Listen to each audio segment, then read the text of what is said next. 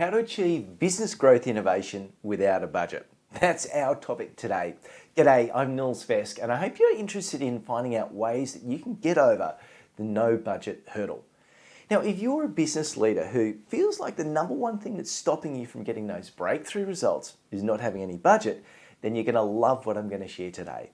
It's going to help you from feeling under-resourced and unloved to feeling like your money is the least of your problems. And in this session, you're going to learn two simple, powerful ways that I can help people get over the no budget hurdle and into the business growth red carpet. You'll also learn how to turn business growth constraints into growth opportunities by sparking great ideas. So let's get stuck into how these two no budget approaches can accelerate your business growth. Now, the first thing I want to talk to you about is the no budget method, which is using constraints as an advantage. The old adage, give them an inch and they'll take a mile, has a similar sort of corresponding one that relates to the money spent in an organisation. I often say that when you give someone a penny, they'll spend a fortune. And that's not always kind of the best when it comes to innovation because we tend to waste money sometimes. Now, I love working with big budgets, don't get me wrong. But often having too much money leads to silly, wasted initiatives that cost the organisation profits and can sometimes even cost you your job. Now, people will tell you that you should have a budget to innovate for business growth. And I reckon a more important thing to budget for is having the headspace to create business growth ideas at minimal risk. And one of the best constraints you can use is time. That is, you have 5 minutes to come up with 20 ideas to this actual problem. Your time starts now. That kind of stuff sounds a bit extreme, and yet it works. Because when we're faced with no escape route, that is, no way to avoid doing it, we somehow bypass all of those excuses and limiting beliefs, and we create what we actually need to do. However, what it takes to make it happen is being firm with the constraint. The reality is, if we're not firm and we don't have a time constraint, we'll take not the inch, we'll take the mile, we'll take the penny, and we'll end up spending a fortune. So what it takes to make this be successful is you need a constraint. If you're too flexible, the exercise loses its effectiveness. So that means you don't go, oh, we've got 5 minutes to do this, and then 7 minutes, 8 minutes later, you're still going. What happens is we'll just veer off course and we go into what I call the space of distraction and procrastination. Now, there are many ways that you can use time as a constraint for pretty much any innovation activity. But the key is to set a time limit for each activity and to keep to it. So if you say to your team, right, you're going to do a 5-minute activity, but it's taking 15 minutes, basically you're just losing trust and the willingness for the team to repeat that exercise in the future. So bottom line, just don't do it. Another thing that we can do is to build your business idea muscle. Now, that means that being able to generate ideas on demand, bing bada bing, is one of the surefire ways that you can actually create business growth strategies and solutions on demand. Now, the interesting thing is that research shows, and there's a lot of it, is that one of the critical components in measuring creativity is based on one's ability to generate alternatives. So that means the higher your ability to create options, the easier it is to develop innovation solutions. And another closely related component is improv or improvisation.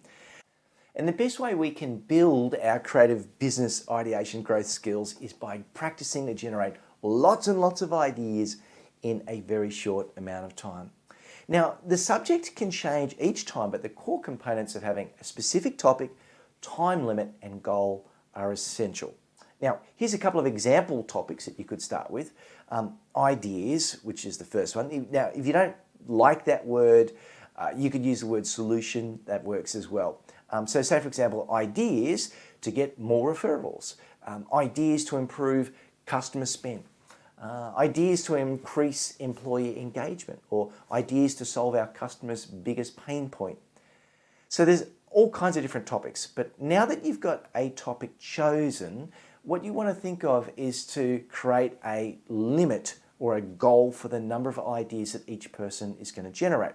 Say, for example, 10 ideas in 2 minutes, or maybe stretching even more, 20 ideas in 3 minutes. Now, this is going to sound a bit weird, but the 20 ideas activity is actually the one that consistently gets the best results, even though you've got less time to do it.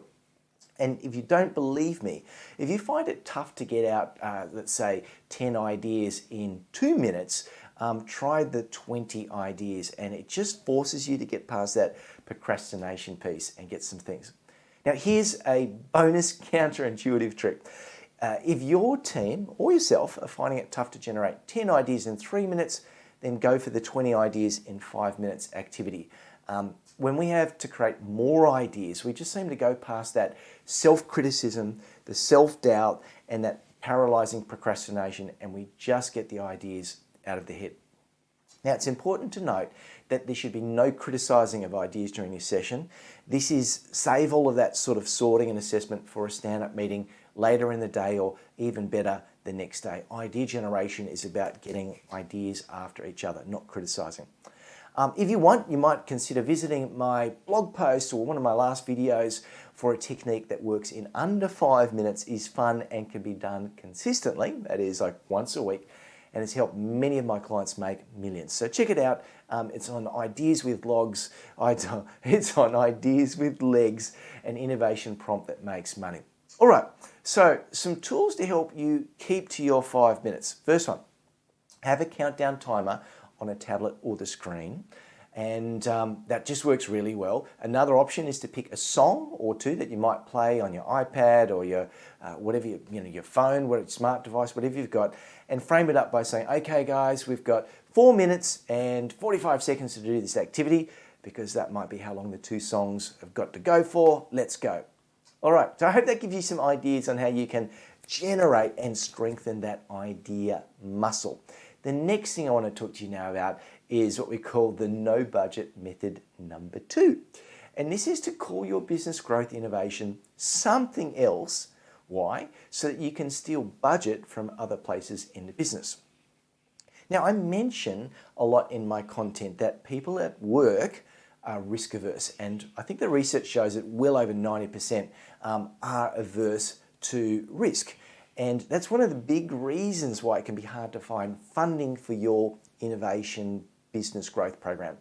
So the simplest way to get financing or budget for your program is to simply call the activities something else. You could call the program or individual activities something that promises growth but avoids risk. And that's just one way to do it. So, you might steal some funding from the quality assurance budget by using the words, process modernization or process improvement. If you wanted to borrow funds from the products team, you could call it product modernization. Or maybe you know that the customer service team has got money galore. You could call it a part of the customer service enhancement, or a CX or a user experience, a UX improvement, and invite some of those teams to be part of your session. Marketing, I'm sure you almost always find ways that you can borrow some of their money. One of the projects you could create is called a market validation program. That's just one way that you can start to use synonyms to get people on board. So if you want to check out my full list of 125 innovation synonyms, you can check it out. I've got all of the links in the details in the comments below. But yeah, just check it out. 125 innovation synonyms that you should be using in your business right now.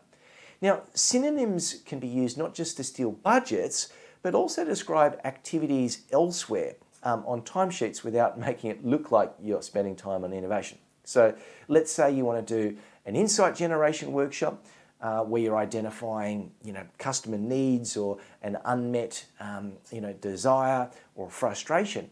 You could easily call something like this a customer and competitor intelligence review instead. Sounds very different, but it will work, and it's not called innovation, even though it is. All of these kind of techniques work effectively, even though that they're very simple. So I hope they help you to start business growth innovations rapidly and without a budget in your organization. And if you haven't already done so, make sure you download my helpful guide. It's called the Relaxed Innovation Manager's Guide to Getting Anyone to Innovate. You can find that at our homepage, ideaswithlegs.com. So I would love to know how you go with your minimal budget approaches. So please email me, message me, whatever it is, to tell us how your success stories are going or what challenges you might have, if anything. That's it from me. Oh, please, if you love this, subscribe, And remember, whether you're looking for an innovation agency to improve you with your product innovation, to create a disruption or hack your business growth, we're here to help. Thanks for tuning in. Catch you next time.